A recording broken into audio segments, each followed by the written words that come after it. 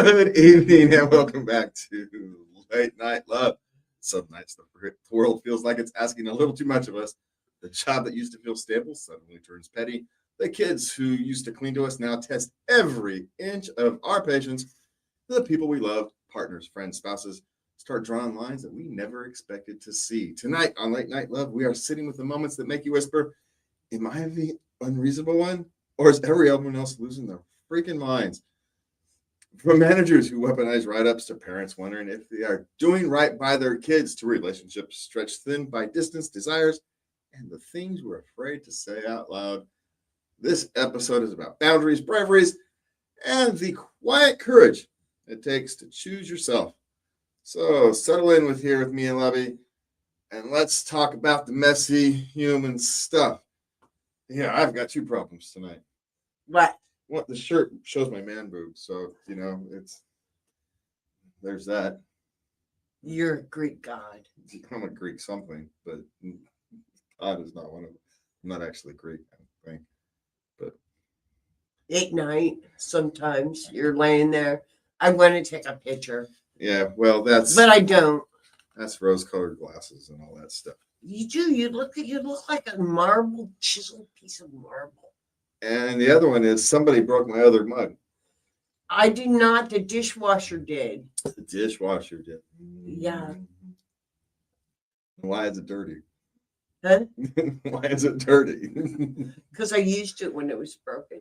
Uh-huh. I shouldn't have done that. Anyway. So those are my problems. So if I've got a hoodie, so those are my problems, then life's pretty good, right? I was going to say. Those are my two problems tonight. So there we go. For all of you who want to follow in my trials and tribulations, I have more problems than that, but they're work related, which brings us to our first segment. But before we get into that, well, let's wait until we do intro our first segment before we get into there. Okay. All right, so we're going to get into our first segment tonight. In life, we are stepping into the fluorescent lit world of workplace absurdity. The write-ups that come out of nowhere, the managers who show up contagious, the bosses who oink at pregnant women eating cheeseburgers. We're talking about favoritism, red flags, and the art of saying no without setting your whole career on fire or setting it on fire. Sometimes you don't care. The emotional labor that no one pays you for, but everyone expects you to perform. Is that the truth? But before we get into that, we want to let you know you can find us over here at latenightLove.us. You can send us your questions, comments, suggestions, etc. to love@latenightLove.us. You can go to the website, click on the form. You can find us on YouTube, Rumble, etc. All those favorite things. Yeah. All right. You can find us on the Live 365. Look up KUBU 965. I think they're still using that. All right. Let's see what else we've got. So what are we going to start with tonight? Well, we're going to start out with this poor person got written up after almost working 2 years at his job by a new manager. Okay, but new manager, all of a sudden, it's not acceptable anymore. Yeah, that can happen. But usually they tell you that before they write you up. Hey, things are changing. Because, new managers come in, they have different ways of doing things, and you as people either adjust or you move on like everybody else. Yeah. Sadly or not, it is the way it is. But, sometimes going straight to writing people up, it's not good management style. No. But it doesn't necessarily mean he cares. So there is that. I have my own camera. Yeah, and wait, hold on. I forgot to hit the button. I forgot to hit that. It's backup audio. Derelict. I didn't tell you. It was backup audio. Okay. So hopefully the audio is good. Yeah. Which, oddly enough, let's see. Let's look. How are we doing? Oh, we're doing great. No, we're not. It's the one time we could have used the backup. Yeah. How are we doing now? Now we'll be all right. Now we'll be okay. Okay. All right. All right. So new manager. Yeah, I just don't think it's fair. All of a sudden, the rules change. Yeah, but life ain't fair. But also, here's the thing: how do you really care? Do you really care? I mean, that's always been my. Yeah, but it's like a dysfunctional relationship. I'm judging you by standards I'm not telling you about. Yes, I'm not denying that, right? But sometimes life like that, and you just kind of have to deal with it or move on. Mhm. Maybe it's a sign it's time to move on. Who knows? Or maybe he Okay. settles into the job. Who knows? Whatever it is. Okay. Or maybe Yeah. there's some criticism to take there rather than, yeah, the old guy used to accept it, but this guy doesn't want to have to deal with the consequences of looking over your shoulder or whatever it is. He doesn't think you should have to. You've been here for 2 years. You shouldn't make me. I shouldn't have to babysit you anymore. That kind of thing. Mm-hmm.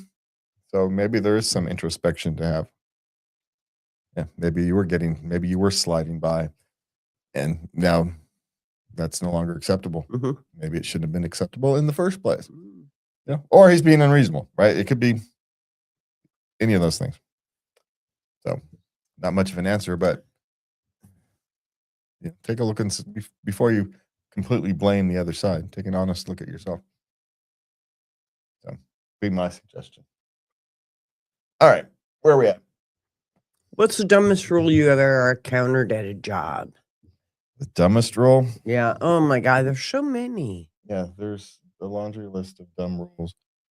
So it's hard to pick a single dumb rule. It really is. Let's see. And I didn't pay any. Well, one that ended smoking at the desk. That was just the stupidest rule ever. Really? That's the one you're gonna hang your head on?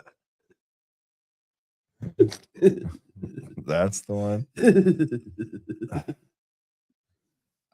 There were some rules that were counterproductive, right? Like when I used to work in the hose shop, they'd want you to wear safety glasses. But of course, you're sweating. It's the middle of summer. The safety glasses fog up. You can't see what the very thing that the safety glasses are theoretically trying to protect you from. And you're like, so, okay, I've reduced the chances of getting a fleck of metal or rubber in my eye, but I've increased that chance of me sticking my freaking finger in the saw blade. So no, I'm not wearing the stupid glasses. Yeah. No, that's stupid. Well, it is. I mean, in theory, you can see where. Yeah, it just doesn't. But even if it's cold outside, it fogs up. The glasses just don't work. Yeah. And because it just is distracting, it gets in the way. You can't see as well. Mm-hmm. So anyway, now you could get prescriptions glasses, and a couple of guys did, but I didn't have to wear glasses at the time, so I could actually see. And I was like, get this stuff out of my face. I can't see as well. And I'm working, within an inch, sometimes less, of a diamond tip saw blade.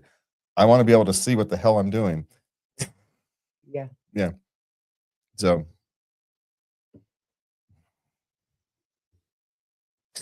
I still have all my fingers. So those are our contestants for today. Yeah, it's what comes to mind. I mean, there's the stupid petty ones, but I don't even remember them because once you're gone, what do you care? Yeah.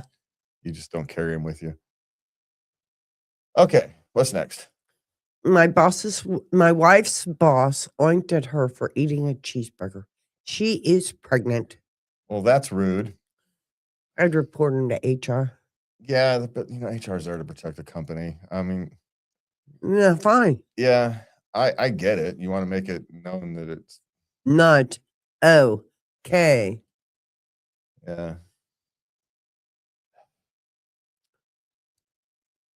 I guess maybe the question is, was she like eating at her desk? Some bosses don't like you eating at your desk. Now that's an inappropriate way to say that, but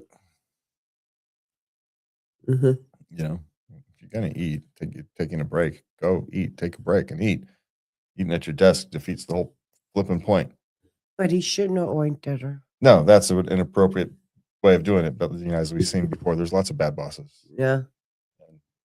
And yeah, okay, your boss has a boss. So I mean, before you run to HR, maybe see if you deal with your boss's boss. Mm.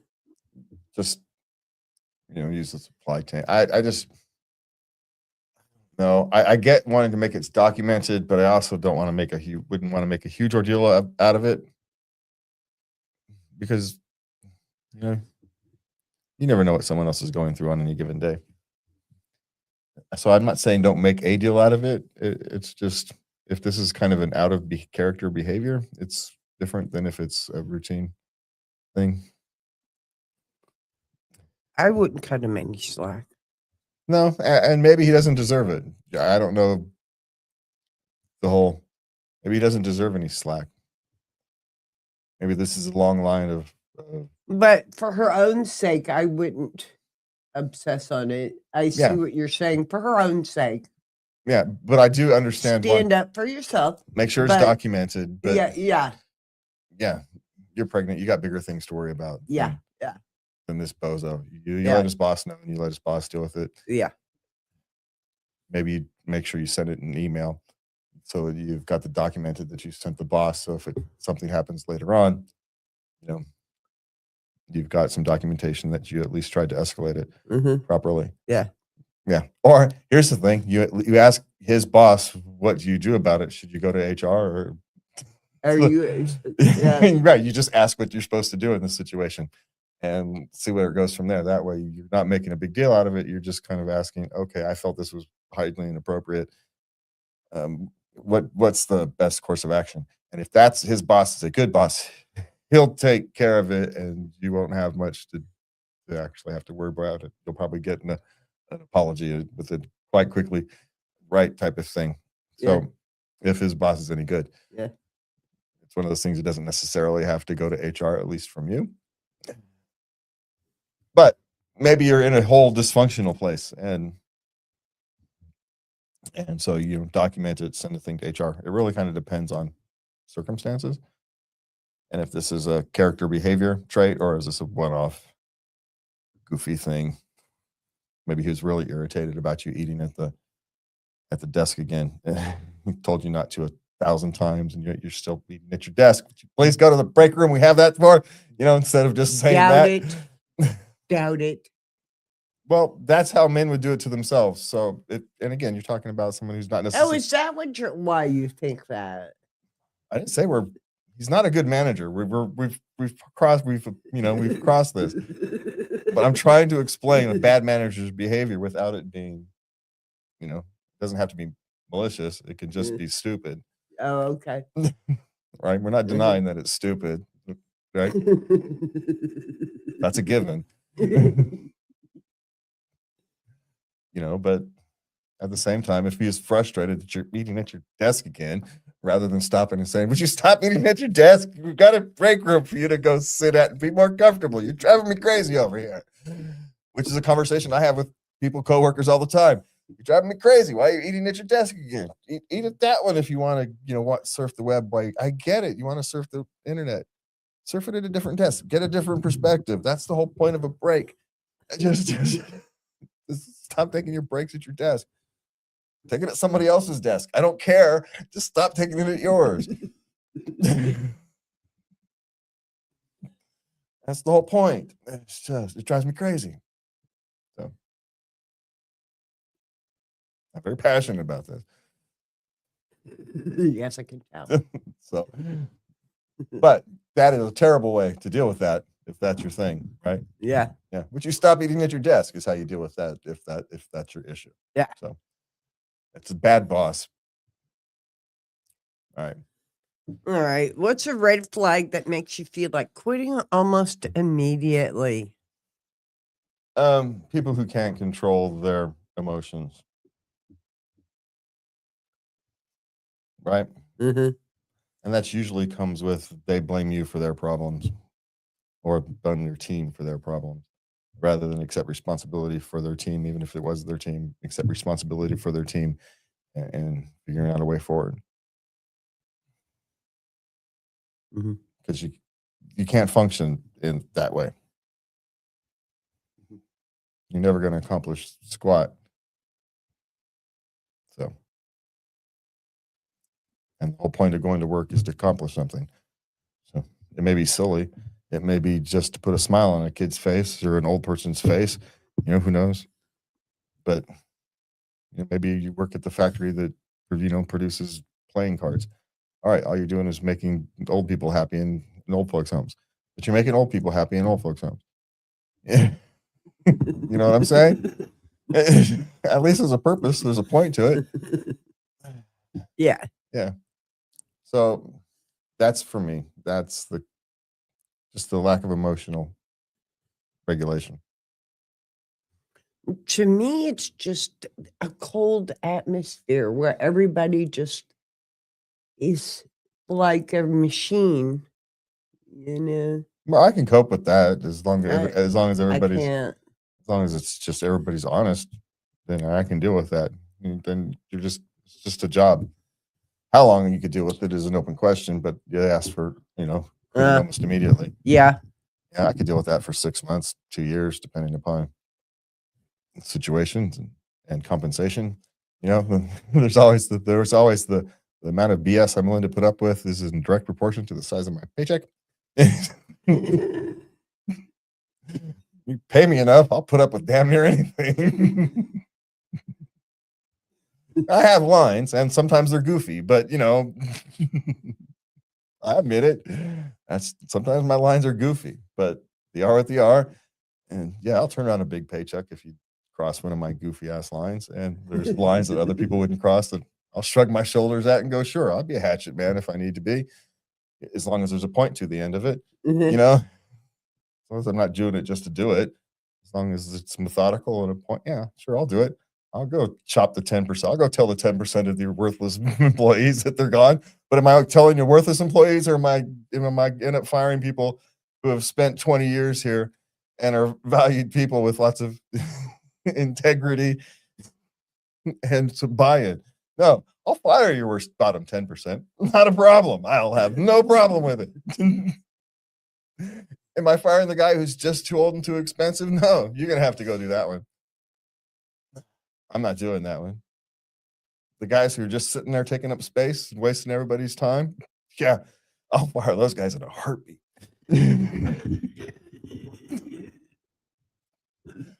I will sleep well. So, not that goes back to the regular question, but it does in a point. Everybody has their lines and their limits, and you find yours. Hopefully, you find it almost immediately, and you don't get stuck in a long time in a place. Find out fast and move on. Yeah. Okay. How to respectfully say no? Well, it depends on the situation, but deflection usually works. Sorry, I don't have the time for that. I've got too much else on my plate. I wouldn't get it done properly. I'm going to have to either get other stuff off my plate or find someone else to do it. That way you give them the option of, yes, you can move other responsibilities from me if you want this one, or you can find someone who has time to do that one. Because if you just, depending upon circumstances, right? You just say no, you become the no person. But if you explain, I've got a lot on my plate, I can take it, but I need other stuff off. Otherwise, I'm going to fail at everything. Oh, okay. You're already at capacity. Sweet.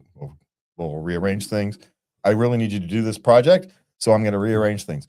Okay, then they really think you're the one for that project, and you're going to have to suck it up, Buttercup. Right? Yeah.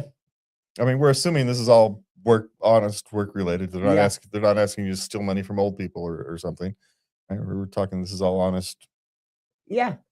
Part of the job. Yeah, honest part of the job, and not everybody. As I was talking to a coworker, there's only a third of my job now that I really enjoy doing. Yeah. It used to be the other way around, but sometimes life like that. But hey, I still get that third. That other 2/3 lets me do that 1/3. Yeah. And sometimes that 2/3 an opportunity pops to help somebody that I got to make sure someone got got to apply for a grant to try to do a project. I suspect he won't get it because of the way these things are given, but you never know. He tried. He tried, and we tried to help him. He ticked some boxes that others wouldn't, and so how these government grants work, you never know how these line up with when all the tallying is done.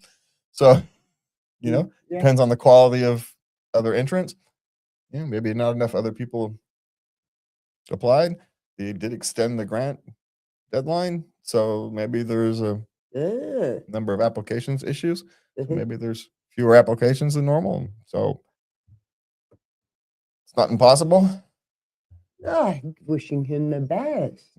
So am I. Of course, if he gets it, then I have a lot of pain in the ass but work to do. But that's what I mean, right? That's how I end up with 2/3 of my job not being stuff I like.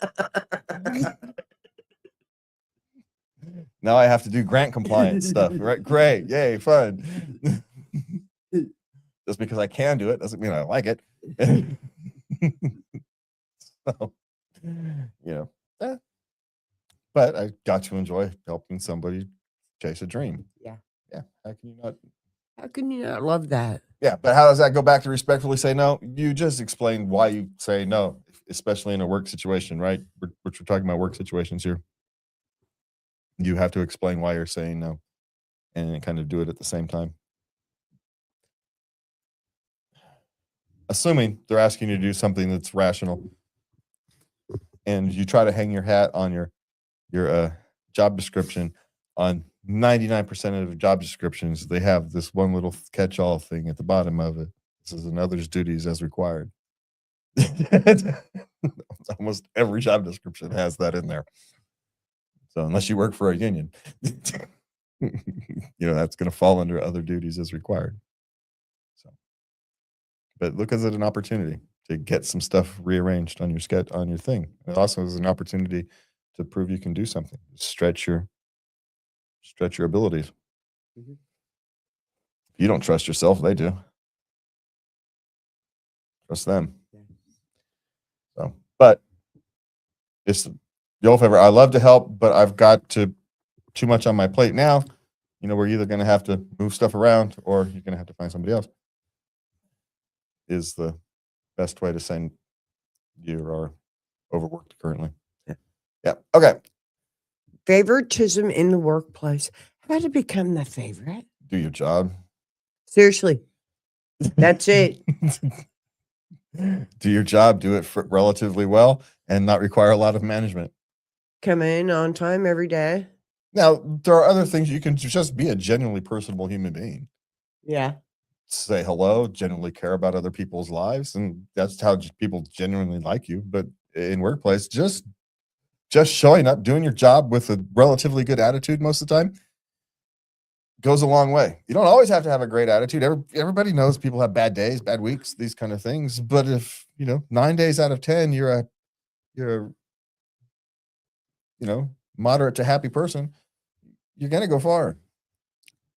Yeah. Really well. Show up on time, do your job, and try to have as best smile you can have on any given day. That puts you ahead of like 50% of the workforce right there. Seriously, just being on time and friendly. What man? Where did he come from? Let's give him a raise. Throw some confidence in there on top of it. You're tenured for life. Yeah, so that's my suggestions on those. All right. Okay, management coming in sick, contagious to work. Okay, is it actually contagious? What, coming in with the flu? Yeah. The cold? No, is it a cold or a flu? Those are two different things. If a flu, stay home. Cold. But if it's a cold, we've become overly sensitive to these things. But also, a cold is strange because he might not be contagious while still having what we consider symptoms. You're just getting all the excess stuff out. You're no longer contagious. You're just dealing with the side effects of your immune system taking time to, ramp back down. Mm. So if some people think that's still being contagious, may not be. But here's the thing. You do you. Sanitize your hands, put on a mask if you feel like it, and protect you. We all already know that it's protecting you is what protects you. Other people aren't responsible for protecting you, because germs are a fact of life. They're everywhere. You can't get away from them. It's kind of silly to try. So just do the basics. Wash your hands if you're really worried about the airborne stuff. Slap on Wear a a mask. mask. Wear a mask. You don't really do anything, but it'll make you feel better. But it also sends a signal to other people that you're concerned about these kind of things. Let's be honest. It's also a signal to other people, and they'll stay a little farther away from you, which is fundamentally all anybody can do. Yeah. Because if your boss is the person who you know is sick, isn't the one who's going to get you sick. It's not. It's the person who's sick and contagious but isn't sick yet. The person at the beginning of their sickness is the person who's far more contagious than the person at the tail end. The person who just doesn't feel quite right, but not quite sick. Yeah. Little lethargic. Yeah. Tired. Those are the people who are contagious, and you're not paying attention to them. And so those are the people who are most likely to get you sick. Just is.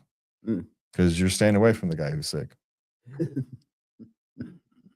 You know it. You're going to stay away from him. You're going to stand far away. Right? So that's one of those things. It's a problem that just take care of it yourself, and it's less of an issue. All right. At the end of the day, you deserve a workplace that treats you like a human being, not a replaceable part. And if no one else is going to protect your boundaries, you've got to learn to protect them yourself. So from me and love, have a good night. Please remember to love everybody. Good.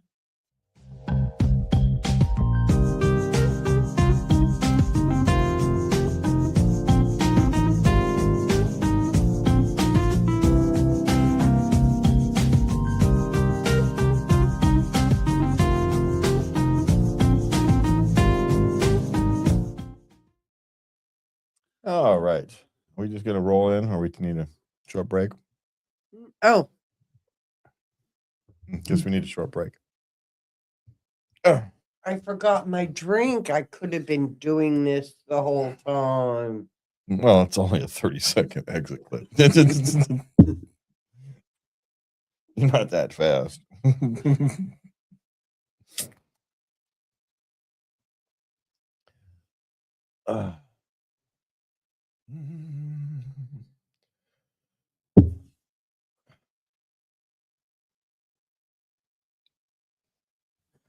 Okay. All right. We'll just roll back in. Here we go.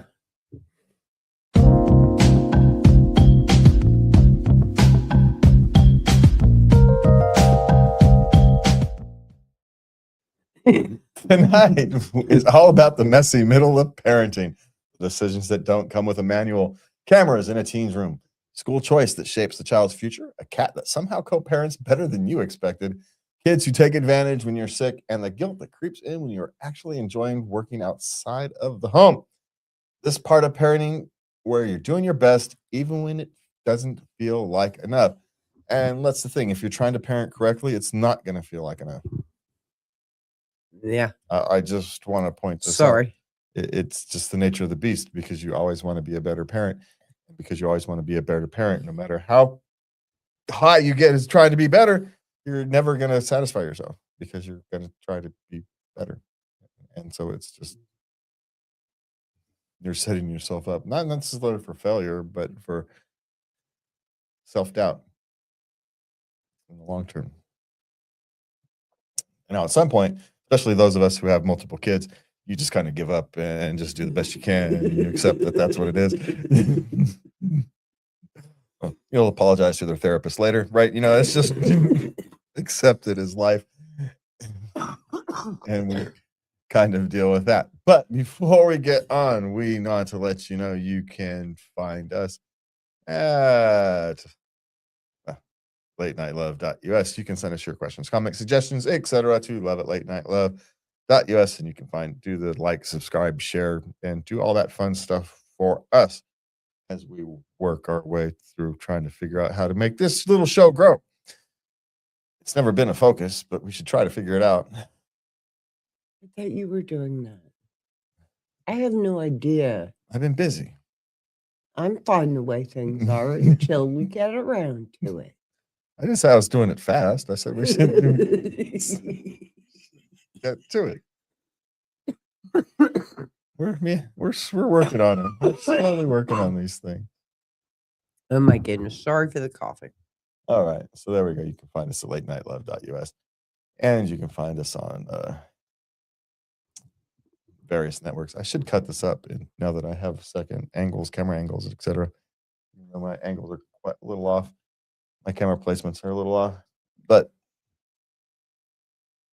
that's one of those things we work through as we. Is this on a timer? Oh, see, I like that it has this feature, but I am annoyed that I accidentally hit it. There we go. So you can have just to touch everybody that you guys are knowing. There's banners now. You can set them as on a timer. So you can set it. It'll go on for 15, 30 seconds, whatever it is you set it for.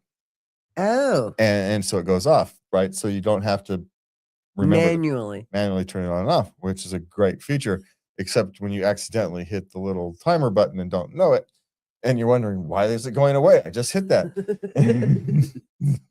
And so anyway, I was a little confused, as happens when you are an old parent. So confused a lot. You're just confused a lot. All right, let's start. Oh, you're just jumping off with the good one, with the easy one today. All right. Is cameras in a teenage daughter's room okay? Now, she had one, and she said it was pointed down, so you couldn't see anything. Wait, she's talking in like her room, like a webcam or something? Audio is really what she's worried about, somebody breaking into their teenage daughter's room or somebody sneaking in and out, you know. Okay, well, if you're worried about that, you put the camera outside with the window and you put a camera in the hallway.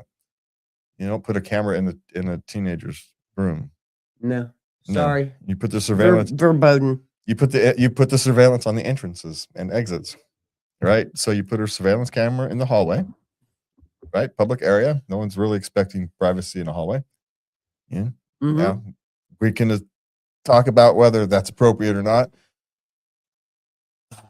But I mean, you really could just do the doors and windows. But the other option is then you put a camera outside her thing so you can catch a window if she's sneaking outside or sneaking people in. Do that one.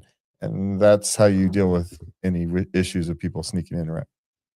Okay. If that's what your actual worry is, you do the entrances and exits. Do we really want to talk about how audacious this is?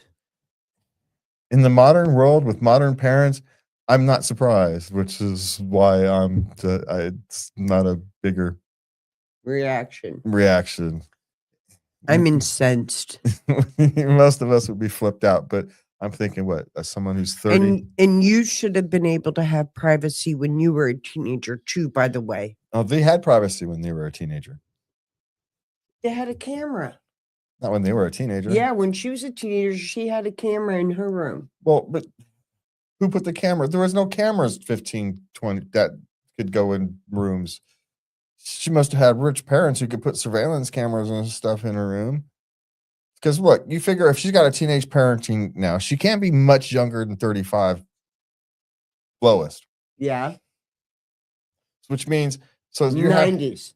Yeah, so you're backing up to mid-90s. We didn't have this kind of security cameras that could see in the dark and hear. We didn't have, those were really freaking expensive. It's not like you could go to Amazon and buy them for $29.99. Well, I'm just saying, she said she had one in her room. Have one. She had a webcam in her room. Someone lied to her about it. Back in the 90s, I mean, okay, anytime you had a webcam, theoretically, someone could break into your thing, turn your webcam on, and listen and watch, right? Mm-hmm. Is she trying to say her parents were using her webcam to listen? No. There was one in her room, and it was face down. I'm calling. She doesn't know what she was looking at Uh, because those things were really expensive back then. They weren't like ubiquitous like they were today. mm, And mm. so Okay. I'm guessing maybe it was a dummy camera and someone lied to her. So she tried to get her to behave. No, she found it. Found it. I'm having doubts about this lady's initial part of her story, trying to justify her wanting to put cameras up in her daughter's room. Why can't the child have some privacy? She don't need you all the time. If you're really worried about it, you camera the entrances In the exits. There you go. That's the solution to that. Yeah. Okay. Okay. Now, whether I would do that or not is an open question, but that's as far as you can really go. Yeah. You don't camera teenagers from. Sorry. Yeah. Okay. Do we send our kid to the closest school to us or to a better school in the district? You have a moral obligation to give your children the best education you can manage. And if that's a closest school, then you do that because of time constraints. Sometimes you can't send them to a farther away from school because you've got to get to work or you've got to be close enough to walk so they can get home. Those decisions all factor into this, right? You can get a great education in a crappy school if your kid is focused. You can. If you and your child are focused.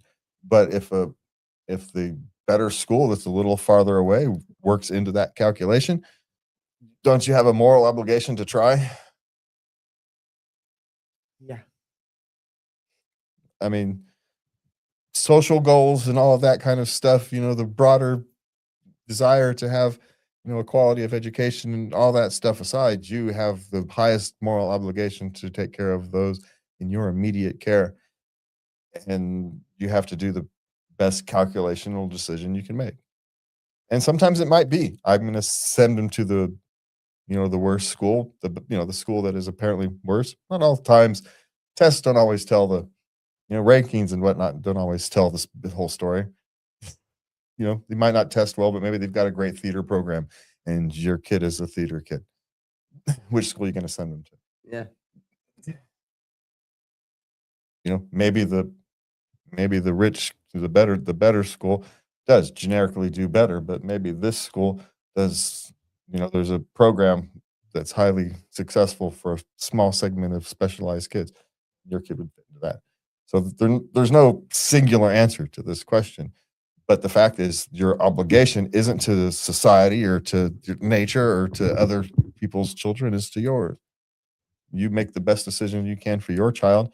If everybody does that, everybody's child is going to be better off. Don't sacrifice your child to mediocrity because, you're trying to be equal. That's how you get mediocrity. Quality is just everybody being mediocre. Doesn't really sound so good, does it? No, it doesn't. Let everybody be different. Yes. Encourage it. Yes. Yeah. Anyway.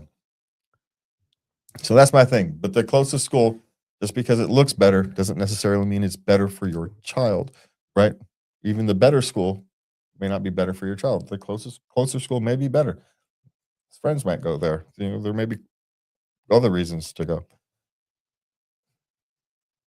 So factor everything before you decide which school is better for your child. A focused kid can get a quality education at any school. With your participation. Yeah. Well, a focused kid can do it even without yours, but yours helps. It helps. How often does that happen? Happens often enough, but I'm not saying her participation wouldn't help, and she's thinking about it, so that's at least I make question the angle she's taking it and her thought about it, but at least she's thinking about it. That's ahead of most people, so keep going. Just keep considering it. There you go. All right. Secret practices for our first grade flag football team. Is this just the way it is today? For the key players who are more talented, key players. Is this secret practices or is this the kids getting together practicing on their own? No, really depends. No, this is a secret practice. He handpicked the best players that are going to be key players in the next game, and he coaches them. Well, so it's not such a secret. They're first grade. They're going to. It's going to slip. Well, they know about it, right? So it's already not a secret. It's not very secretive if she already knows about it. Just wanted to point this out. Is it too far? Yes, of course it's too far. But depending upon where you are in the country, I don't know if there's in parts of Texas.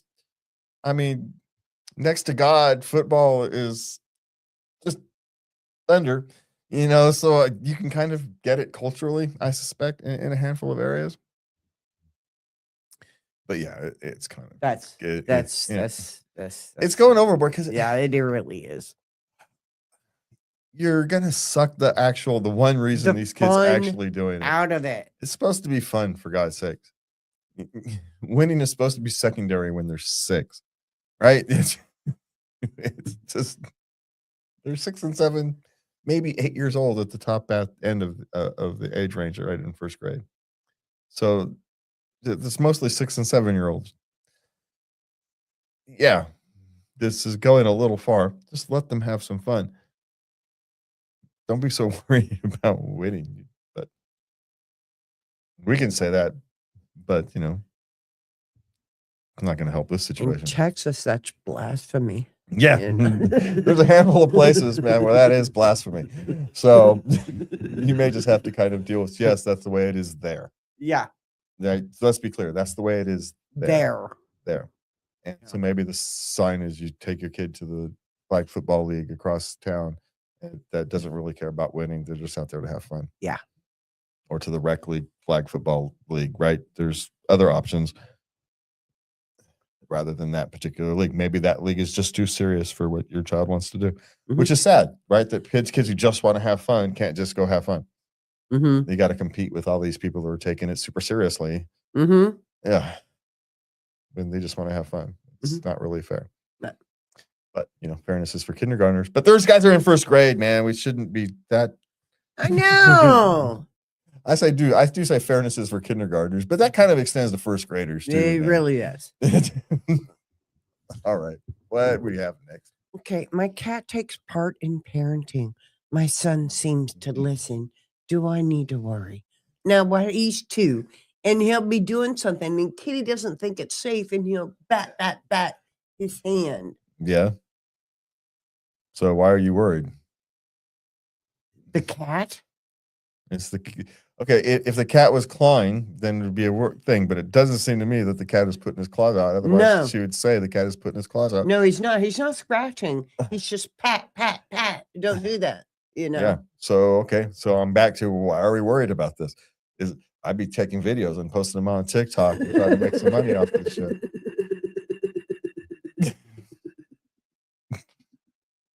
That's what I'd be doing. Kitty could have his own Facebook page. Yeah. This is marketable stuff, man. It really is. That's my thought. So I understand the instinct of worry, right? Because you're worried that your cat's going to get overly aggressive, but that would have happened by now. It really would have. Yeah. Now, your son seeming to listen. Now, the issue is, dude, from what she was saying, the cat's right. Yeah. Well, here's the thing. This is how I've long said the point isn't to create pain, it's to make them change the way their thought process is, right? Which is why spanking really doesn't work. You don't have to cause any pain. It's a light flip on the switch on a bad. They don't even feel it, but they know you happen. Patted behind. It's an patted behind. They don't feel it, but they know that happened, and so they know that you're displeased. Same thing with the cat. The cat is giving an immediate response to their thought. So, I shouldn't be doing this. It's an immediate feedback loop. Which is why punishments in 6 minutes isn't going to work because the child has moved on. They're off to something else. You get, see, you broke this. Huh? What? That was 5 minutes ago. I have no relation to whatever you. That was yesterday. So punishments have to be immediate, and the cat is giving them immediate feedback, Yeah. which is why it's working Yeah. or seeming to work. Seeming to work. Yeah. So let it ride, man. It's not going to last. No, and also accept that on occasion the cat will get scratched, will scratch the child, but that's going to happen regardless. You have a cat. Cat scratches happen. Just make sure sometimes. if you do see a cat scratch, make sure you sanitize the cut. It's not going to like Yeah. it, but sanitize the cut because cats do dig right in litter boxes and it can get infected. It's not a high probability, but it can happen. Yeah. So, and undeveloped immune systems are undeveloped immune systems, so help it out. Yeah, but this is the thing you accept when you're a pet owner, right? Occasionally, pets and children are going to collide, and bruises and cuts and scrapes and these kind of things are going to happen.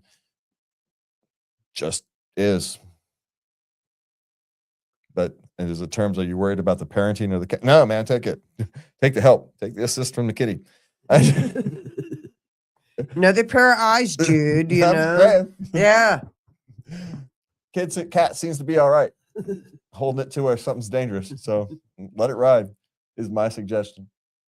Maybe if the cat starts hissing and stuff, maybe it's a different story. But at the moment, it seems perfectly fine to me. Yeah. Okay. Working mom and liking it and feeling guilty. Now, she before she was working, she felt she was just dialing it in. Yeah. Now that she's got a job, and it's 30 hours a week, she feels she's more engaged at home. She's creative.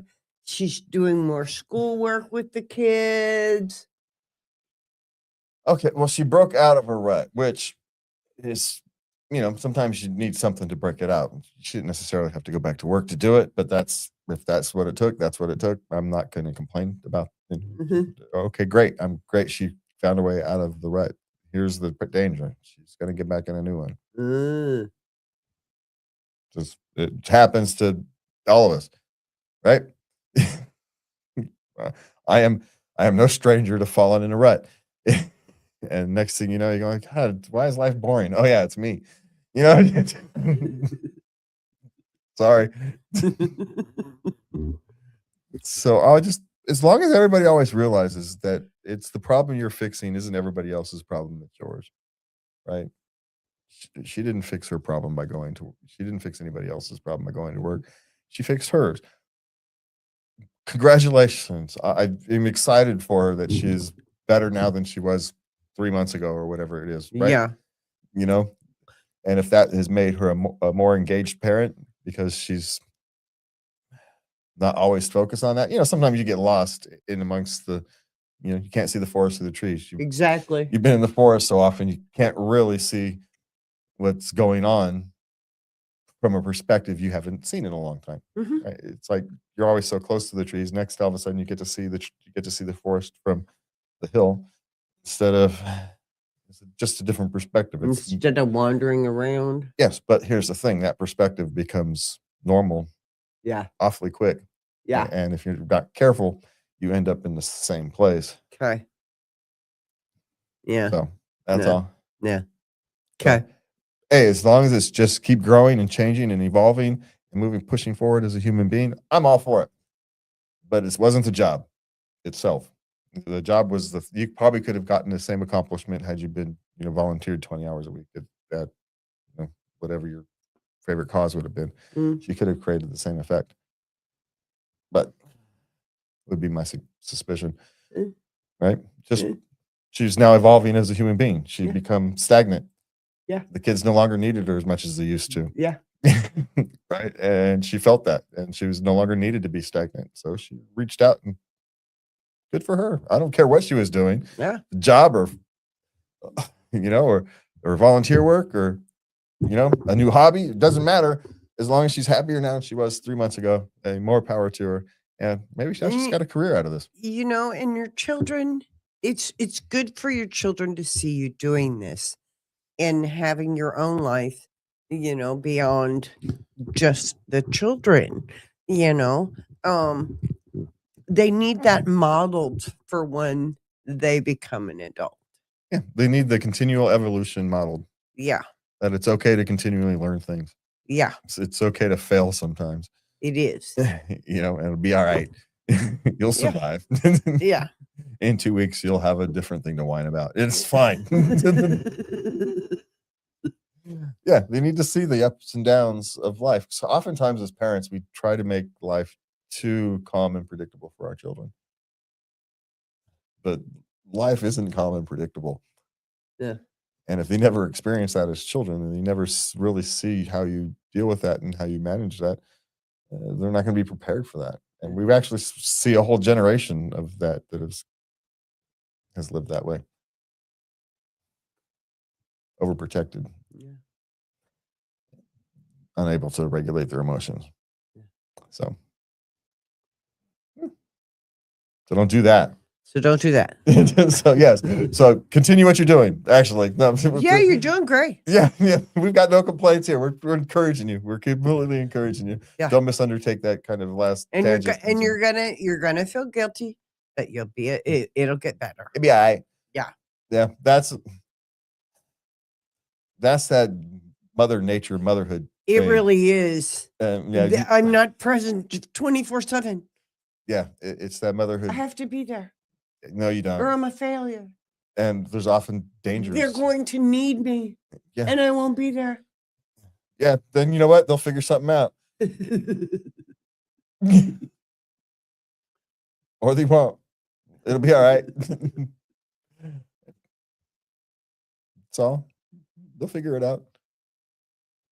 We all managed somehow. Our generation should be dead. But then if you think about it, my grandpa's generation never should have made it past, childhood, teenagerhood, the things they did. I know. Well, of course, a lot of them didn't, but that's a whole different discussion. But the stupid ones didn't, or the ones who didn't learn. Just saying. Never accidentally made controlled explosive devices. I'm not going to say it. Yeah, I'm trying to not get us banned off of YouTube and Facebook by saying certain words. Yeah, certain word. But yeah, Grandpa accidentally put 2 caps on a pipe and lit a fuse. And yeah, it created a bigger reaction than they thought. They just thought the ends were going to pop off and it was going to be fun and make a louder boom. Yeah, it made a louder boom. It just you had to go hide down by the river. For days. So, granted, this is back in like the 30s, 20s, and things like that. So yeah, late 20s, early 30s. So completely different world. They're up in the hills. So, all right. When do vacations become fun again? They have 2 small kids. They get equipment. They got all this work, care for childcare while they're on vacation. And it just isn't fun for him. Okay, here's the thing. Vacations become fun again when you change your perspective. Sorry, Buttercup. Life as you imagined it, that doesn't exist. That's utopia. You'll get it back in 40 years. Yeah, and no, you don't. You don't want it. Then you don't have the same body. Then you don't have the beach body. So yeah, it's gone. You don't really want the life that you think you do. Because it doesn't exist. You imagine this utopia, and you imagine this utopian vacation. You're gonna go, everything's gonna go right, it's all gonna be great. But that's not how life is. Here's my suggestion on anybody who goes vacation: lower expectations.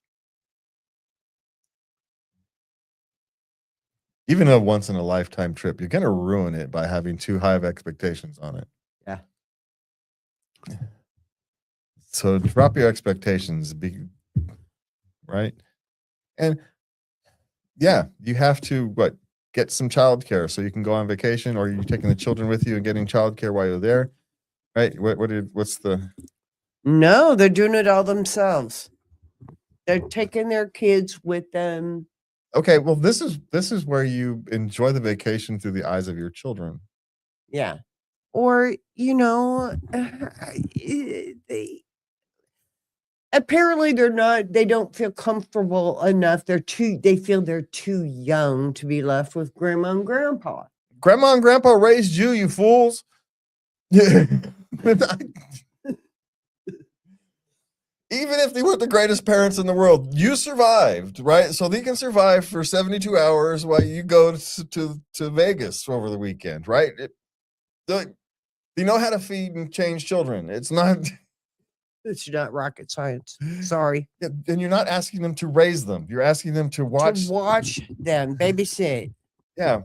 Are they going to experience things and get to be able to do things that you don't particularly like? Yes, that's the great thing of going to grandma's. Yeah. You get to eat ice cream for dessert right before bed. Grandma will make you breakfast for dinner. She don't care.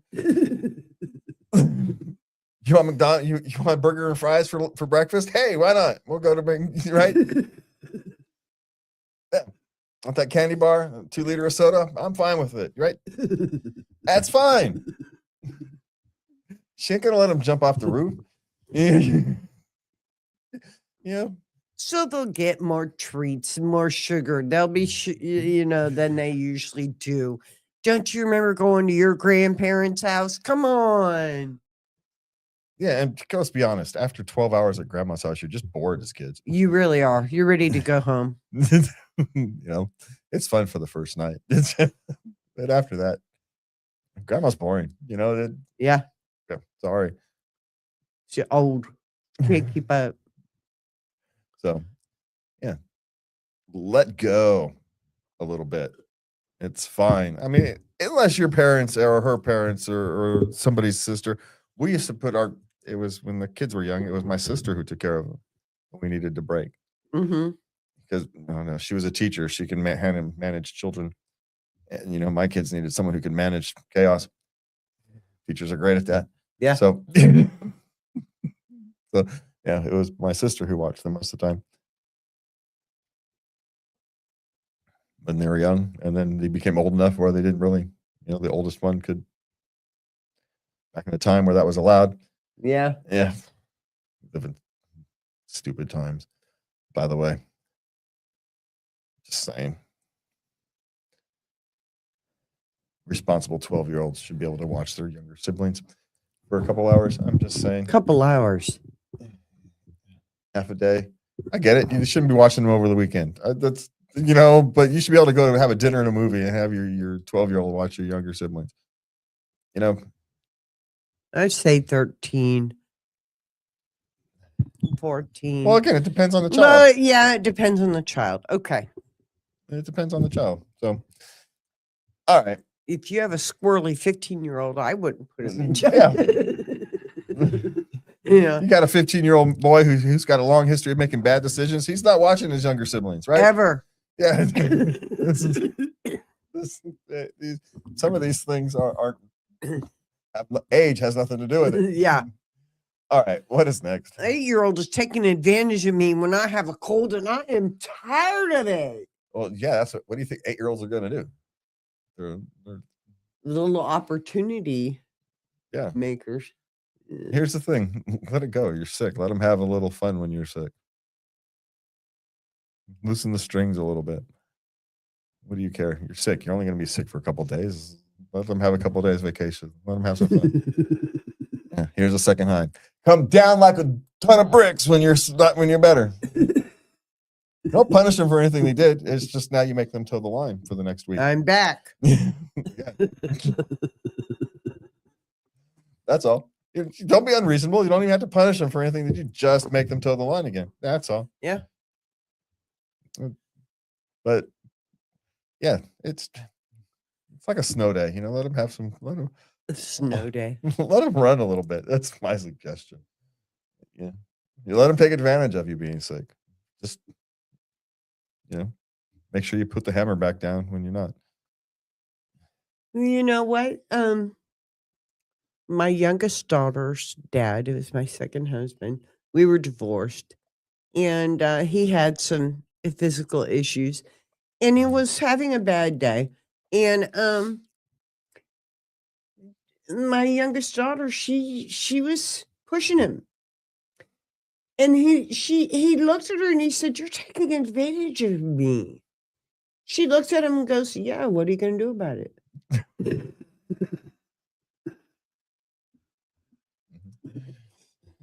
No, not much. No, tell your mother is what I'm gonna do. I'm gonna have your mother do something about it, because if I do something about it, we're both gonna regret it. So that's one of those. That's the only time it's acceptable to kick off to the other parent on those leagues. I'm letting your other parent decide, because I can't make a rational decision. And that's what's gonna happen. I hated it when I was the only parent that could make this. Oh man, now I've got to sit here and make a rational decision when I'm not being rational. I think you all better go in the other room. I think that's what needs to happen right about now. I need some space. No, you guys need some space for me. That's when it has to be quiet for hours. I never actually had to do anything. I just let that sit. That was usually enough. So, all right, that is it. So parenting isn't about perfection. It's about presence, patience, and the willingness to keep showing up, even when you're exhausted, overwhelmed, or quietly Googling when do vacations become fun again, or when can you speak again? That's it for me and Lovey tonight. Have a good night, and please remember to love everybody. Good.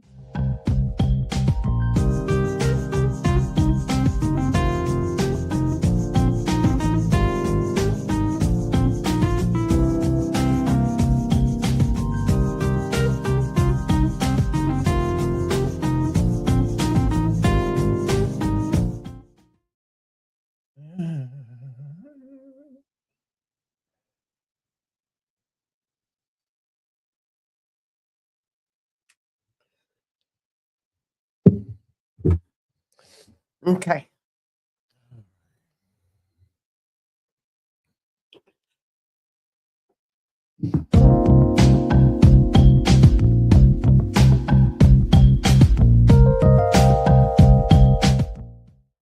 And welcome back to Late Night Love. I'm Jazz. She's Lovey. And before we get started, we can find us. Oh man, I am just having trouble getting words out in the proper order tonight. Anyway, this is I know. Well, your eyes are getting ahead of your. my brain. Yeah. Yeah. Oh, anyway, you can send your questions, comments, suggestions, etc. to love@latenightLove.us. You can find past shows and etc. at love@latenightLove.us. And if you would do us the favor, do the like, subscribe, share, comment, etc. thing for us. I think Lovey's still answering questions, Yes. comments, even the mean ones.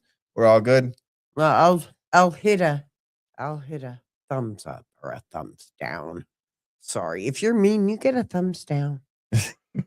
I don't care. They're usually only mean to me, so it's all good. Oh, I only found one kind of snarly one, and I let that one go. Yeah, they're usually only mean. Yeah, they were a little upset. It's all right. It's all good. It was a charged topic, so emotions. They're allowed to have their feelings. Hey, people are allowed. They weren't rude, so I let it sit. There's some rude ones, but it's all good. Yeah. You missed. I guess we're not. Maybe you're not seeing all of them, or maybe it was just recently and you haven't looked. Oh, okay. Yeah, but I'm good with it. You can't put your opinions out for years and years, and No, sorry, we are in a public forum, so you're open to criticism. Yeah, you could ask to be nice, but other than that, be civil. Yeah, You can be a little snarly. A little civilization is all we ask for. Please. How about some constructive criticism? Could you do that? We're open to suggestions. I don't even mind the criticism. It seemingly actually doesn't really bother me. Well, I don't mind criticism, but when people are just so rude, cursing, I don't need curses. That's not nice.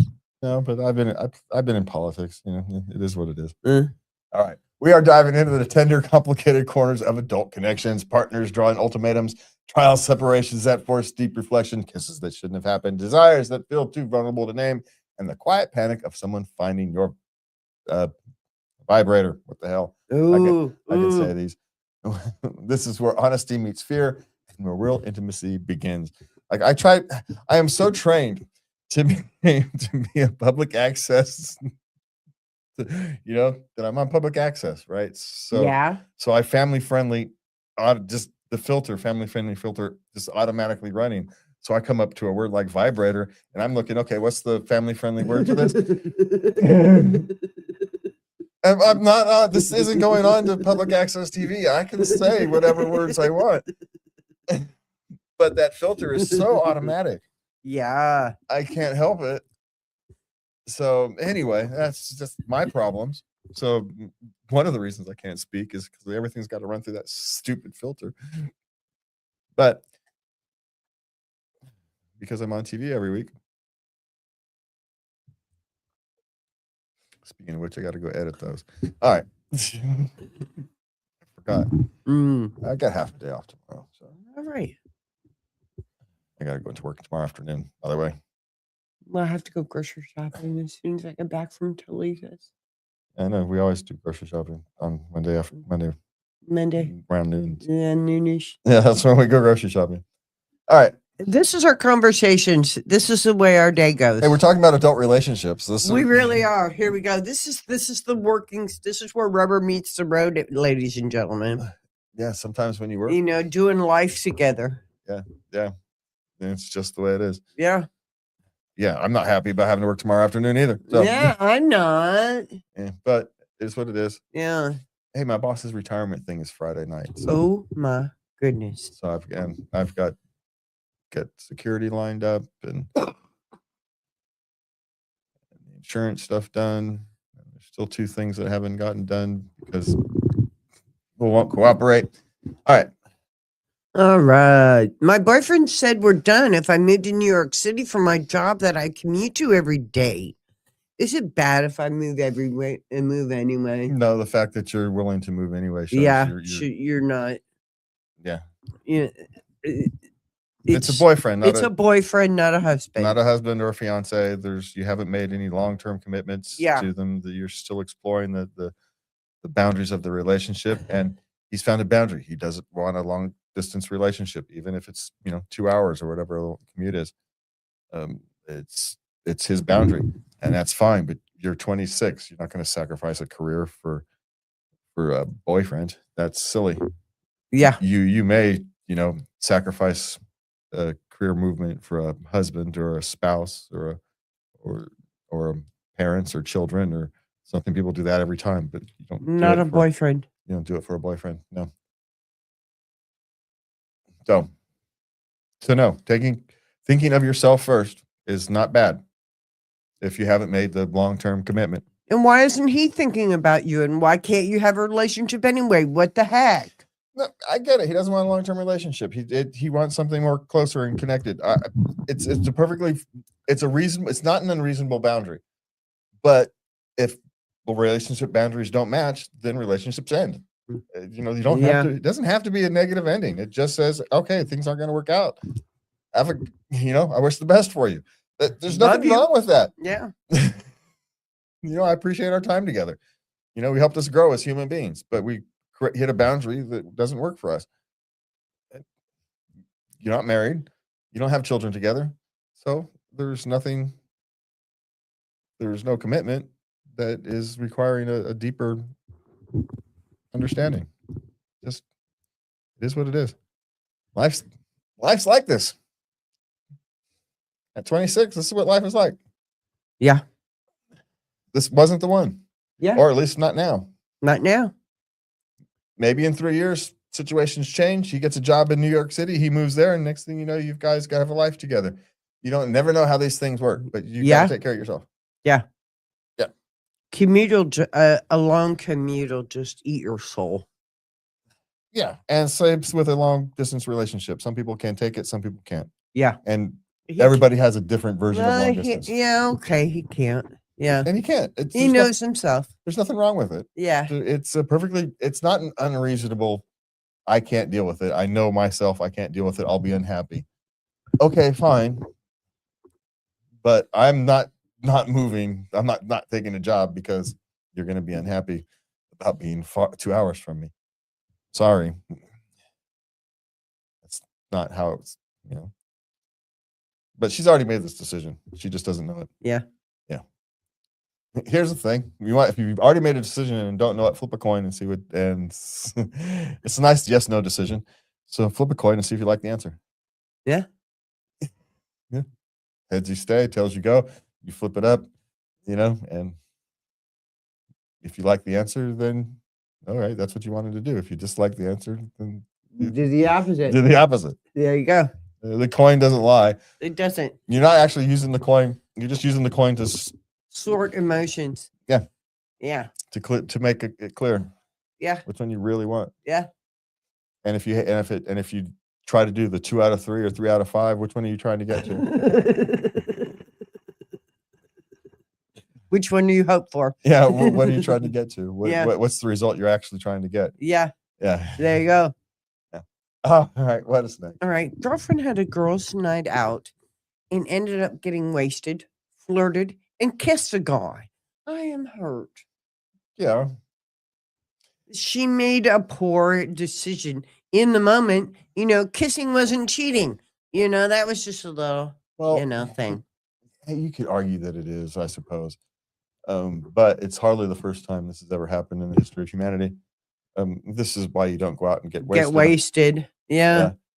See, I don't really have a problem. You have a girls' night in. I don't really have a problem with any of this to the flirted. I don't even really mind the flirting, even though other people do have a problem with you going out and flirting. They think it's disrespectful. Oh, come. I think you're human. It's fun to watch you flirt. I don't flirt. You get flirted with, and you just go along with it. I don't know when I get flirted with. I'm just talking to people. They're touching you, touching their hair, hanging on your every word. I'm an interesting person with things to say. People come to me with problems, and I answer them. What are you talking about? I love you. Anyway, I don't have a problem with the whole even the flirting thing doesn't really bother me. If her boyfriend was there and watching, okay, that's disrespectful. But on a girls' night out, you're out there kind of, harmlessly flirting. That's fine. It's like flirting with the bartender. No one cares. Even the bartender. It cuts up his boredom, so he, that's all he cares about. Yeah, you ain't done nothing. You ain't heard. Yeah, sorry. But it's the kissing the guy. Depending upon circumstances, I suppose. There's a conversation that needs to happen. Yeah, and if there was a special occasion, you're going out for someone's celebration for, I don't know. It really depends. How often does she go out? Is this kind of in character or out of character? If this is a routine behavior, it's vastly different than if this is kind of a one-time thing with some girls who happen to, high school friends who were at, came into town or something. And, and she's apologetic. I wasn't thinking. I'm so sorry. Yeah. It's not going to happen again. I'm just going to, drink with you at home. How about stop drinking? Yeah. If this is any kind of a regular occurrence, how about you stop drinking? Stop drinking. Stop going out drinking, getting wasted. Yeah, and you go out with your friends. You get to be the designated driver. Yeah, there you go. Again, I don't necessarily like putting those kind of ultimatums or conditions on relationships either. So I have mixed feelings on this one. Yeah, I do too. So, I can see how it could happen. Yeah. And it all depends on what she says in that conversation, if you can move forward or not. But let's also deal with what he's actually asking. He's hurt. He's feeling hurt, and which it's a legitimate. Yeah. Okay. You're hurt. I would feel hurt too. That's legitimate. And if absolutely. She does, and if she does nothing to try to make even a pathetic attempt at making amends, is it an attempt at making an amends? Please. Right. So as long as she's contrite and does something, I don't care what gesture it is to try to make amends. as long as she's trying to do something to make an amends, I would probably let it slide. Is probably the wrong word, but I'll go with that. I'd probably let it slide. If she's passing, not accepting responsibility, No. you know, Then no. yeah, then it's a different thing. Yeah. Okay. My wife and I are moving into a trial separation. What would be the most beneficial to reflect on during this time? I think you should focus on yourself, sweetie. That's always the answer whenever you've got a major change in your life. Yeah, It- get some separation, get some time between on what's happened so you get a different perspective and then you can reflect. Yeah, well, the only way a future relationship is going to work is if you both become better human beings. And the only way for you both to become better human beings is to focus on yourselves and becoming better human beings. So that's what you're going to focus on. Yeah. Yeah. There's no time scale on this, right? Yeah, that can take a while. And Yeah. if the other person isn't willing to take that time, then that's an answer in and of itself. So trial separations. They're just separations, people, for the love of a trial separation. That's a separation. It's a separation. It's a separation with you guys not wanting to commit to it being a separation, which I suppose is probably a good sign. You're not really ready to commit to the full split. There's something still there, but let's be honest, what's actually happening. They're still living together. Damn. Well, that's Yeah. That's not a separation. No. That's a trial separation. That's not even a trial separation. I know. You're still living together.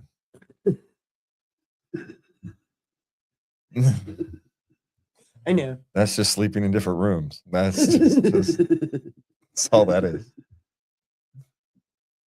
You're still doing life together. But even how can you do this? How can you focus? Okay, how can he focus on himself when he's still, living with her? Find your hobby. Yeah. Fill your time with something else. How about your friends? Yeah, maybe take an AI course, right? Maybe, who knows? But just find something to do that either you haven't had an opportunity to do in a long time, a hobby you want to re-pick back up, or something you've wanted to do and haven't been able to, and now you're going to fill those 3-4 hours a day that you used to deal with dealing with your wife. Now you deal with a hobby, educational direction, something. Just Seriously, something for you. Something completely for you, either to relax or to become a better human being. Yeah. Because relaxing helps you become a better human being. It And you'd really be surprised where really hobbies take you. Yeah. You'd be surprised where hobbies take you. It's amazing. You can actually end up accidentally find a new career through a hobby. Case in point. Yeah, even if it's not directly related to the hobby, the opportunity comes up because of the hobby. So these things happen. Mhm. So just dive into something that extends who you are. Maybe if you like model trains, go start playing with model trains. Maybe you haven't been playing video games since she's all judgy. Well, go get back into whatever your favorite video game is and go start playing it. Yeah. So what? Go buy that flight simulator setup you've always wanted. Who cares? She's no longer going to judge you for it. She is, but that's not the point. You're doing stuff for you. Join the bowling league. Something. Yeah, go join the kickball league. Whatever it is that interests you. Yeah, and maybe it doesn't interest you, but it interests you after you've tried it once or twice. Yeah. Yeah. Ooh, there's try new things. Yeah. What's something you always wanted to try? Yeah. If something bucket list. Here we go. Yeah. That's our suggestion. Yeah. Just focus on yourself. Focus on you, hun. And as you become the best, stronger self, then you become re-attractive to the other person. Or if not, what's the worst thing that is? Now you've got better you or a further potential mate or whatever. So you can't lose this way. Yeah. So focus on internally, become the better you, and then those chips will fall where they or won't where they may. Yeah. So, okay. Okay, now we move into the adult section. How do I tell him I want him when he's too nice? She wants to do nasty things to him. He won't want that. Well, he might. She feels like a perv. Well, she might be, but doesn't mean he's going to bother him. Just saying, he likes you enough, he won't bother him at all. But we actually have to deal with this, right? Yeah, we did. There's things that I can't, There were things that I felt. Now I thought I wanted. Mhm. I thought, and at the time that I was in this certain space, and that wasn't something you could do. So I'm like, okay, I'll just do without. Or, talk. I went on chat rooms and just talk about it, and turns out, I outgrew that need for that particular thing. I didn't want it anymore. I didn't need it anymore. Because of how you treated me. Because I grew in your love, in your caring, and I stopped. It just wasn't an interest anymore. Yeah, we all move and evolve and change, right? But Mhm. there's always things, we're human beings. We can't always give the other person everything they need or want, I guess is better. Want, yeah. Is a better word. Yeah. But don't judge a book by its cover. Just because he looks prim and proper on the outside doesn't mean behind closed doors he's not willing to get as freaky as you are. Yeah. You'd be, and just because you want something and he doesn't mean it's a deal breaker. Hello, there's other things that are more important. Overall, Yeah. is it good? But yeah, give him here's the thing, give him a chance to tell you that that's too far. Yeah. Yeah. He might enjoy the journey to getting to where you want him to be. Yeah. Maybe he's inexperienced and he doesn't know if he wants to go there or not. So you get to have this journey of finding out. That's part of the fun. Maybe he's been hoping you make a move. Maybe he's not sure.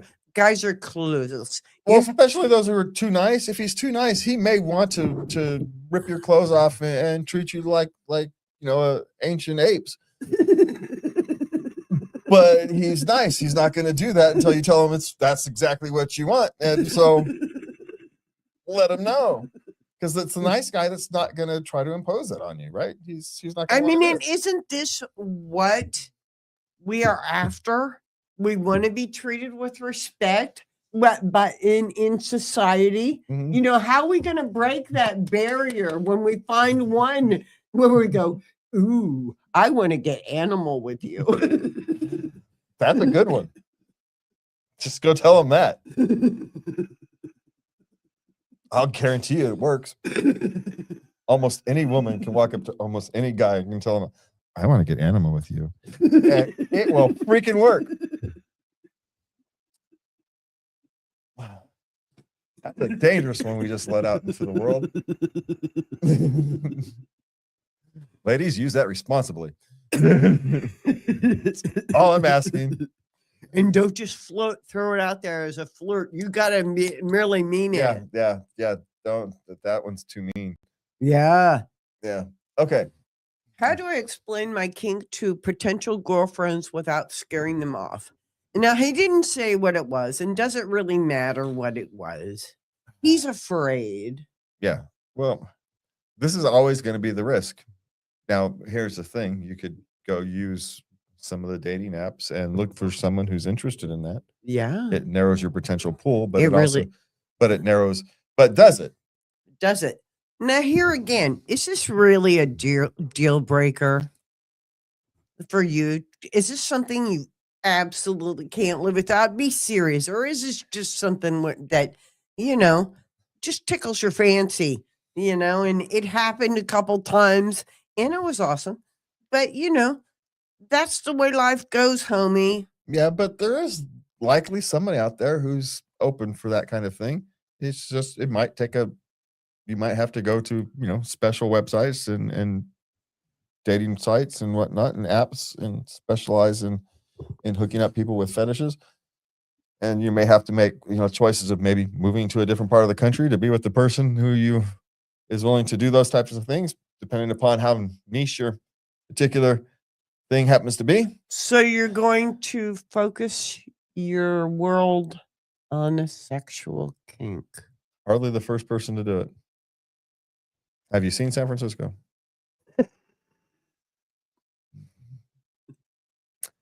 I'm just saying, if you really wanted to, that's how you're going to have to do it. I'm going to answer the question as asked. Okay. If that's what you really want to, I'm not disagreeing with you, but I'm saying it's going to be a risk, and you're going to have to decide if it's a deal breaker. And well, I gotta wonder what's going to be left of that. What's their life going to be like when they're old and they look back? Come on. Well, if you YOLO it, it doesn't really matter. But you're not going to look back at anything. You're just going to, it's just going to be part of the tapestry that was your life. Don't worry about it. You're not going to reflect on it because you didn't live your life to reflect on it. And I get that. You can't reflect on a life that wasn't built to reflect on. You made that choice a long time ago, right? I can't relate.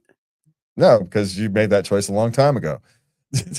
I was 5 and I knew I would be a mom. If you hadn't made that choice, you may not have made the choice to sober up. Part of the decision to sober up, I'll guarantee you, was the fact that you wanted to have a life you could reflect back on, even if that wasn't a direct thought. Part of that,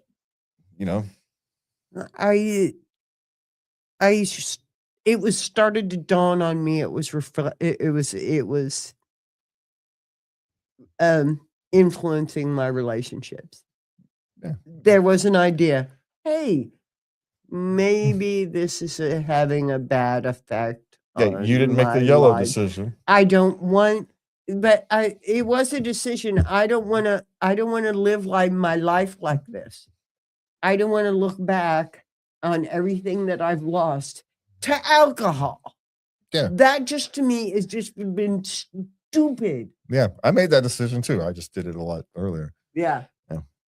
I woke up one day and the solution to hangover was an open bottle of vodka. Well, this is dumb. And put that sucker back down. And I didn't completely stop drinking, but I might as well have. Right. Mhm. I've had a few drinks in I've here seen and you there. drunk once in 17 years. Yeah. So that was only 2 drinks. And that was in Hawaii on vacation, and you were meeting a friend for the first time that you've been talking with for like 10 years. I think it was okay. I was at a military bar. I was got long hair in a military bar. A bunch of buzz cut guys. I was such a fish out of water. I have been in places where I was the only white guy in a sea of, dark faces, and I felt less out of place than I felt at that bar. Just saying. So it's all good. I'm not complaining. I'm just saying that's what it was. You were so obnoxious. Yeah, well, I'm not a good drunk. No, you're not. Like I am. I cried. At least you didn't cry. I wasn't that. I only had 2 drinks. Put another one in me. You never know. We went and got hot wings. I made you take me to get hot wings. I don't remember the hot wings. Well, you were very interested in the traffic lights. Okay. I have no idea. I kind of remember walking back from the bar. You all right? Yeah, it's just down the thing. Luckily, it was just down the thing. All I had to do was walk down the thing to the marina. You walked down Waikiki Beach in the moonlight. Yeah. drunk, Yeah. alone, on Waikiki Beach. That's just sad. Yeah. Trying not to buy all the drugs people were offering to sell because Because you were drunk. Oh, yeah. Well, yeah, you're too drunk to make the decision. Which guy is the cop and which one isn't? And yeah, no, I'm not going. Taking cash around the corner. No, that's dumb. Yeah, no, I'm too stupid to make those decisions. So the answer was no. I'm good. All right. All right. My husband found my vibe. He's threatened. He feels very, very threatened. He wants her to throw it out. And she is adamant that, okay, no, the secret's out. I do this. Yes. Okay. Women do this. It has nothing to do with you. Just like you do a quick, cut one, slice one off. So do we. Yes, but I just want to point out that it's the same feeling. The way women feel threatened by porn. Yeah. It's the same emotional feeling. Ooh. I just want to point that out. So how do you get past that emotional feeling? Mhm. They're feeling threatened, right? That they're not enough. Mhm. And so here's the suggestion: up your sex life a little bit for a little while, so he doesn't have to feel threatened. Yeah. It's an enhancement instead of a. Now, why can't she bring it to bed with him? Well, she might be able to now that it's out in the open. You could argue, why was she keeping it necessarily secret? It's one thing to kind of, to not be overly obvious, but it's another thing to keep it a secret, right? Yeah. Yeah, it's one thing to be discreet. Was the word I'm looking for. I think that may have something to do why he feels insecure. Why was she hiding this? Yeah, but it's hiding. Yeah. That's easy. It's shame. Anybody feels shame. when they No, find I themselves. mean, he's asking in his mind, why was she hiding this from me?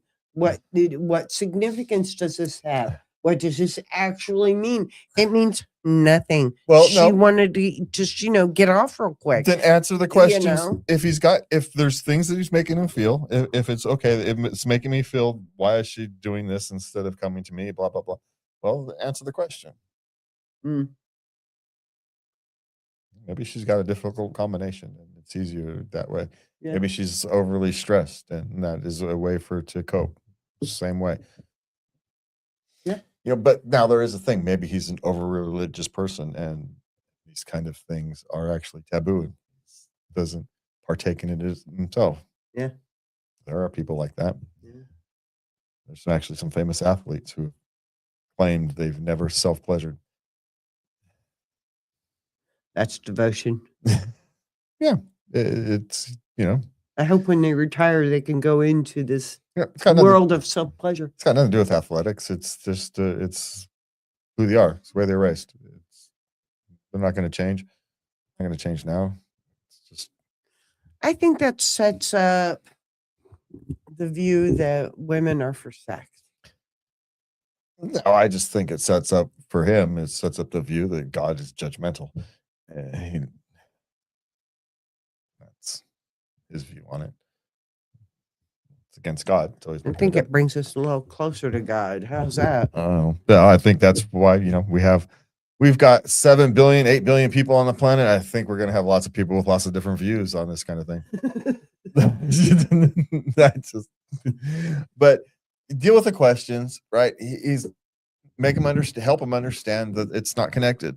Your relationship isn't connected. And, and one of the ways to do that, especially for a guy that a guy can obviously see, is to crank up your sex life a little bit.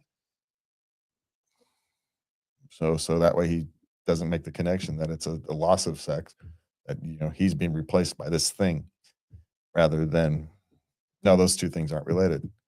I can still want you and the same amount, not more. And I got news for y'all. We don't use those for insertion. It's not the point. It's not penetration. It's not the point. And the girls who buy those big, huge ones that look like, yes, those are for. My sister and I had one. We used to get I had one. I bought it as a joke, for my sister, And we gave it back and forth to each other for Christmas present for decades. We never used it. We're not talking about the little vibrating Right. rabbit things. Those things, yes, those don't, because Yeah, those little personal vibes. Yeah, but you get one like a little bullet. but I'm you know? sorry, you get one that's shaped like even the big bullet ones aren't really for insertions, but you get the ones that are shaped like something that goes inside you on a regular basis. Yeah, those are for, actually. Don't lie to us. Depends what it is. I got no problems with either one. I'm not complaining. Just don't lie to me. I can use my eyes. But that's plastic. It's not. It's not even like the real thing. You haven't had a new one. We should buy you a new one. No, we want to feel the weight of a man on our chest. Yeah, well, you're not going to get that from a 12-inch. From a 12-inch lifelike. What I'm member. saying is, y'all are not replaceable by something plastic. Yes, and you guys aren't replaceable by something on the screen. Exactly. Yeah, so help them understand that. And men are tactile creatures, so one of the ways you can help them understand that is by saying Turn up the heat. Turn up the heat a little bit. There you go. And you can help alleviate the concern. There you go. Should you have to? I don't know. You didn't ask me what you had to do. Unless you asked me what one way to solve your problem is. If you want another one, you're gonna have to get to someone smarter than me. How's that? Okay, we got a last question. Okay. Exploring her wants when she can't explicitly say what she wants. Can she write it?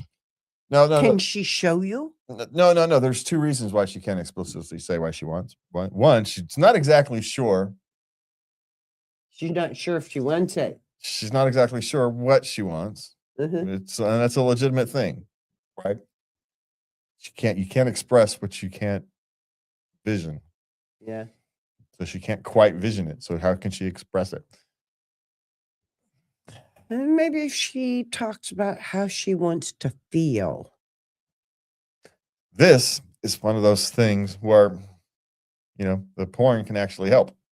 Ooh. You can go find the kind of things that she may or may not be interested in. And you can search for that kind of thing and see what strikes her fancy. Maybe if she sent you a couple clips, the video clips. Yeah. But Go to Pornhub. Yeah. yeah, I don't know. The other That part, was a really brilliant idea, by the way. but the other one is she may have the same potential thing this other guy does. Right? She may have a kink that she's afraid to express because she's afraid of being rejected because she's been rejected before. And so that's a harder one to breach. He seems pretty open. Yeah, but logic and reality doesn't. And that's true. You mix it with emotions over sexual desires. Yeah. Since when has those things ever mixed well? There's a reason it only works with women, on occasion. So when you're talking about exploring her wants, she doesn't exactly know. So you're expecting her to be able to be clear about what it is she's looking for is actually unreasonable because she doesn't know. Assuming she doesn't quite know, right? She's beginning to explore things she isn't interested in. The problem with that is you're going to stumble into things that you're not interested in. Yeah. If you're actually exploring in any rational, if you're exploring, you're going to have things that, that wasn't as fun as I thought it was going to be. Yeah. Yeah, that happens. Yeah. And you have to be okay with that. Yeah. And so that's part of the conversation that people don't have when they're talking about their explorations of. Maybe it's mild stuff like she likes masks or something. Yeah, who knows? Maybe don't know. Maybe she wants furry handcuffs and she's just afraid of seeing too far. And she's afraid of what she's gonna try. Now there's another one. She's afraid if she gets it, she's gonna lose control. Well, maybe she wants to lose control. Maybe. Right? But who knows? That's without more detail, we can't explain. But the generic answer to this is if she can't see she can't see the end, she can't explain it. Yeah. Okay. Because she All doesn't have right. she doesn't have enough information to properly see an end. So how is she supposed to describe it? Yeah, she needs to take a dive on Pornhub. Yeah, or Everything's there. in our old days, it was the Joy of Sex. You read the Joy of Sex books. And just work your way through it. I'd say ask AI, but would AI give you any good answers? Probably No. Probably not. No. You're probably better off going to the homemade section of Pornhub. You're right. Yeah. Yep. Relationships survive not because we avoid hard conversations, but because we learn how to have them with courage, clarity, and compassion for ourselves and the people we love. For me and Levy, have a good night. And please remember to love everybody. Great.